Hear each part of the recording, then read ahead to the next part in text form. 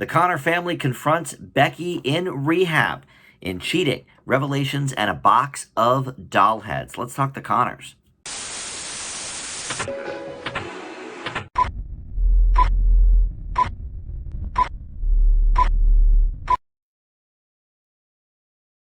Hey everybody, Dan here. This is Dan Reviews It and my Connors review for episode 18 of season 3 called, like I said, Cheating, Revelations, and a Box of Doll Heads. If you are new to Dan Reviews It and my Connors reviews, welcome. Thank you for joining me. Thank you for finding this video. And if you would like to consider subscribing, that would be awesome. We are striving now for 750 subscribers. We just hit that 725 mark last week. So would love to have you aboard, and consider hitting that bell as well so you can get all of my notifications when I make new videos, be it the Connors or any of my other TV or movie reviews. Let's get right into this episode because this was another powder keg of an episode. It was written by Bruce Rasmussen, who has been a part of the Roseanne family since very early on. Not, I don't think since the beginning, but certainly since that original run of the show. And most of the episodes he writes turn out some very, very interesting things and really sort of deep stuff about the family in general. And we certainly get that tonight. So we're going to start, I guess, with the cheating part of the show title, because that is sort of the B story, but it is a very big part of this episode as well. So first of all, I do want to say everybody, well, not everybody, because Ben actually does not appear in this episode, but everybody else from the opening credits, everybody in the Connor/Healy family exists in this episode. You've got Dan, Jackie, Darlene, Becky, DJ, Mary, Mark, and Harris. All of them are in this episode. We don't get too many of those, so I was happy to see that. So let's talk about the cheating portion. So Mark is really busting his butt, doing all these late night and all night cramming sessions to do this placement test to get him into this school that he wants to go to, and Darlene is having some difficulty with the whole thing because she realizes that she sort of, failed him, in, at least in her own mind, because she couldn't afford to give him a fancy tutor to help him study like the rich kids get, because he has fallen behind like a lot of public school kids did this year with COVID, and now they're doing Zoom learning and all of that, and it's okay, but it's and I have a lot of teachers in my own life, between friends and family, and they all basically have echoed these sentiments that the kids are just falling very behind because there's not much that they're able to really do with the distance learning when the kids just don't really want to learn. And so Mark has fallen behind. And Darlene's point was, well, then everybody will be behind. It's okay.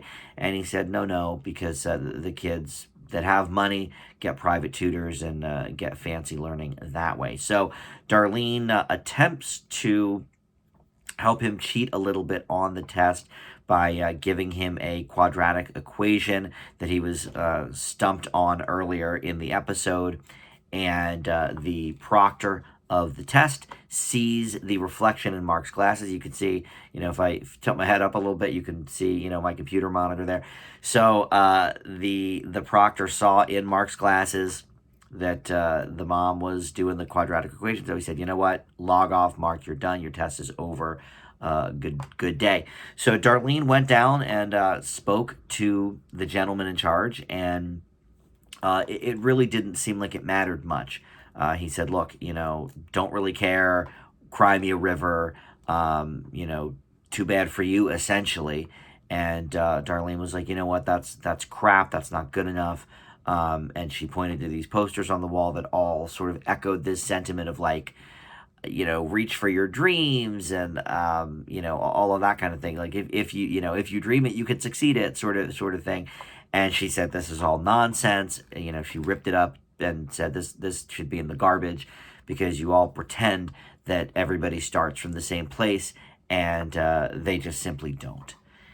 And so by the end of the episode, we learn that her sort of going down there and berating the dude, actually did do something, because he decided to let Mark retake the test, because he looked at the time stamp on when Mark answered a question about the quadratic equation, and he got it correct, and it was way before Darlene had come into the bedroom. So, a really interesting episode with Darlene and Mark, and I want to talk more about that sort of later when we do the episode, review portion, rather than just the synopsis, because I have a lot to say about this portion. But let's move next to Becky. So last week she went to rehab, and 2 episodes ago she realized she needed to go to rehab. So this has been now a couple of weeks building up, but she is now here. She's planted here, because last week she basically let herself out, signed herself out, whatever. And so this week, the actually intro of the episode features her fighting with her God-loving, Christian-loving roommate at the facility. And look, a big part of Alcoholics Anonymous and all of those anonymous programs are the steps, and one of those really does talk about God and allowing him to sort of guide you and stuff. And so Becky has some issues with that portion, I guess, of the steps, and so she was giving her roommate, who really, I think initially was just trying to help. Maybe she was being a little forceful or abrasive with her views, but I think her heart was in the right place, and she really was trying to help. Becky wasn't having it at all, and basically started screaming at her. And every time the roommate would say something about, his word, and meaning God, Becky would refer to God as her or she, and I think that just fired up the roommate even more. Look, that's a touchy subject. Religion in general is. I think we can all admit that. But basically, they put her on a probation, and Becky, is on bathroom duty now for the week. And as a result, they wanted the whole family to come in and basically talk to Becky about how important her sobriety is for the family, for her well-being, for her child, all of these things. Dan really doesn't want to go, and puts up quite the fight about it, but he gets convinced, and ends up saying some things at this meeting that I certainly did not expect. I don't think anybody in the family expected either. Basically, he was trying to get out of the situation even while he was in there, and the therapist was like, "Oh, Dan, is talking about Mark making you uncomfortable," and he says, "Well, talking about Mark is going to make Becky uncomfortable," and so he elaborates and starts basically screaming that Mark ruined her life. And this is not Mark, Darlene's kid, but Becky's ex-husband. I should have clarified that for those of you that don't regularly watch the Connors. But I feel like most of you do if you're watching my videos. But anyway, it's mentioned earlier in the episode that one of the big reasons for Becky's drinking is because her husband Mark died. So, Dan goes off about how her husband Mark ruined her life, and she was supposed to go to school, and she took the money that they had sent her, and Mark took it to do mechanic school instead of Becky using it for her schooling, and then Mark dropped out of school anyway, so it was all a waste and a joke and this and that and the other thing. And but by this point, the therapist had sent the family away and just wanted to talk to Dan and Becky. And boy, there were a lot of emotions in this scene, in this episode in general, with Darlene as well. But in this scene in particular, holy cow! I just didn't expect this to go in the direction it did. And that's one thing that I have always admired about the Connors, is that they and Roseanne before it, is that they don't always take the easiest route. They don't take the usual sitcom-y route. I really did not think that's where this was going, and it just blew me away. So other than that, I did mention, everybody else is in this episode except for Ben, but DJ goes to the rehab facility as well, and I think that's where the box of doll heads enters the picture from the title, because I don't remember them mentioning this in the show, but I remember that, one of the big sort of DJ's a wacko kind of storylines way back in the day was that he was keeping a box of doll heads and doll parts under his bed. And so everybody's sort of blaming themselves in one way or another for Becky's alcoholism. Jackie thinking maybe it's because she rubbed whiskey on Becky's gums when she was a baby. Darlene thinks it might be because she was a brat, or because Jackie drank with them in the woods as teenagers because she wanted to be cool. And then, DJ was like, look, I was a weird kid. Maybe that's why. So I'm guessing the box of doll heads refers to that. But yeah, so that's DJ was in this episode from that. His daughter Mary was in the episode because Dan was teaching her a little bit how to cook the Connor way. And then Harris was in the episode as well. She did not, maybe she did go to rehab. I can't remember now. But she certainly was in other parts of the episode as well. So yeah, almost everybody was in this episode, which is pretty cool. I do like Ben, but he didn't need to be in this episode. This was a very, very Connor family-centric episode, so I like the Ben character, but his absence was completely fine here. It really was. So let's dive into the emotional impact of this episode. I was crying at this episode for sure. In fact, both of the plot lines, I think, were emotionally charged. The Darlene one with Mark seems maybe a little more jokey or a little more silly, and they certainly had some jokes in there as always. But her scene with the proctor of the test, and I guess he was maybe the dean of admissions at the school. I don't know if they said, but I really thought that was a great scene because it really is true, and I see this, with my friends and their kids sometimes. And when I was growing up, we did not have a lot of money. It's yet another reason that I think Roseanne always sort of spoke to me as a show. We weren't poor, but we lived like we were poor. I sort of thought we were poor, but as it turns out, my parents were basically putting away every cent of extra money we had into our college funds.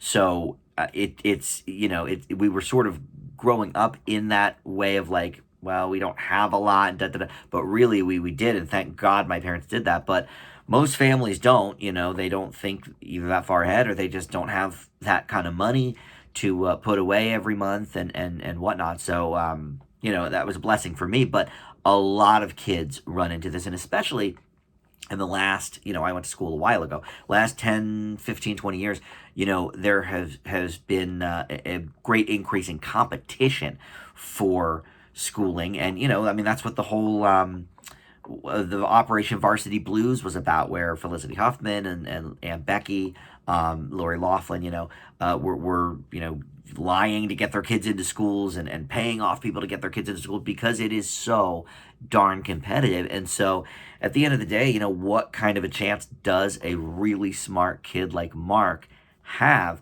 when stacked against all these, more well-off people that can afford tutors or that can afford maybe to bribe some people or what have you? And yes, sometimes it works out great. You get a scholarship or what have you. But especially in the COVID era, when a lot of kids have fallen behind, I think this was a great subject for them to tackle, something that certainly hit home for me, and I think probably a lot of people watching this show, because I think Darlene in these last few weeks, since Molly died and she has these tickets to go to Hawaii that she wants to use and doesn't know if she should, but and one of you guys pointed out to me in the comments on last week's episode that Darlene actually has traveled a bit because she went to Disney with the family back in the day. She went to California, and okay, you're right. But look, that was 20 years ago. So, where has she been lately? Lanford, pretty much, and so I think she's sort of taking stock in her own life and realizing that she's not very happy where she is. And now she's also unable to basically provide for her son, who is a very smart kid, and now is going to have issues, and not necessarily through any fault of hers specifically, but more of a fault of the system. And I thought that was just a really, really great topic to touch on, and I think it was handled beautifully. And then on the other side of that, you've got the Becky situation. I love that she's in rehab. I think she needs rehab, certainly for this character. But it's allowed Lacey Goranson to really give us some nice emotional moments in the last few weeks, and we had at least two, I would say, in tonight's episode, and the realization from her, and I think it's sort of unclear if this was all sort of that she had even buried it all down and she didn't even realize it herself, or if maybe she's just finally admitting it to somebody else for the first time. But the fact that after the initial anger at her father, she turned around and agreed with him and said, you know what, I agree. Mark did ruin my life, and I was so scared of losing him that I was willing to drop out of school for him because I wanted to be with him and I didn't know any other way, and this and that. And now looking at her life, 20 years later, or I guess 25 years later, really, because this happened when she was 17 or 18, and she's got to be about 45 by now. She's realizing that she's, in her words, wasted her life, and it's too late, and this and that. And that is a startling revelation for anybody to have. Look, I do get personal on these videos because I think The Conners is a very personal show to all of us. And I think that's why we love it so much. It's certainly why I love it so much. But I'm 43, and I look back sometimes on my life and what I've quote unquote accomplished, and yeah, I finished school and I have a degree and this and that and the other thing, and I do own this beautiful bedroom you see behind you, behind me rather. But there's a lot of things that I feel stuck about. I've never lived anywhere else but Pennsylvania. I've lived in 5 different places in PA, but I've lived here my whole life. I'm still single. So I think it's interesting to sort of take stock and to take reflection on what has come before. And it's it's easy to blame this person or that person, but at the end of the day, Becky was really blaming herself for having made those decisions way back when. Yes, Mark ruined my life, but I was the one who made the decisions. So I think the realization for her is that she allowed Mark to ruin her life, and in effect, she ruined her own life. I mean, this was such an intense episode. And then at the same time, they do the classic Conners bit of getting a laugh out of us at the end of a very emotional scene. Dan tells her that he's always been proud of her, and he's proud of her still. And then he makes the joke that the bar wasn't set very high, which did get a laugh out of me through my tears. And I wasn't bawling my eyes out, but I certainly was emotional and certainly had a few tears shed from that scene. I thought this was an outstanding episode. Easily one of the best of the season, if not the series. I think this will be one that people remember. I think this will go down, along with the slap at Thanksgiving. I think this will go down in the Conners lore, because it explores so many pent up emotions for several cast members. Or characters, I should say. Not really, I don't think John Goodman feels angry about Mark, but for the characters anyway, this is something that Dan has had to bite his tongue about for 25 years, because at first, Roseanne pointed out to him, appropriately, I think, that, look, if you push Becky away now at 17, when she turns 18, she will leave with Mark anyway, and then she will hate us on top of it. So Dan sort of bit his tongue there. And then, as things went on, and then, of course, we didn't see the Mark dies era, because that was after the Roseanne series ended. But, he died in real life about 20 years ago, I guess. So, the characters have probably been dealing with this for a while. And so to have all that pent up anger and sadness, and to have it combined with Becky's own realizations of some things. I mean, it was great. I mean, this really was a very, very solid episode. I give it an A. I think it's the best that we've seen this season. I've only given one other A this season. No A pluses yet. I think the only A plus I've given in all of the Connors is that Slappy Holidays with the Thanksgiving one. But this is right up there. It's not quite to that level.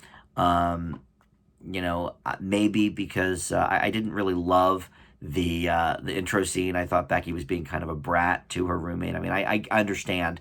Obviously tensions are running high in rehab, but I think she was kind of being a jerk in that opening scene, and it didn't really work for me. But I think people often are not themselves when they're addicts and when they're in rehab and stuff like that. So it's a hard line to toe, and I think Lacey Goranson is actually doing an excellent job of giving us this Becky as a recovering alcoholic, as a woman in rehab, and as a middle-aged woman who is really lamenting her mistakes.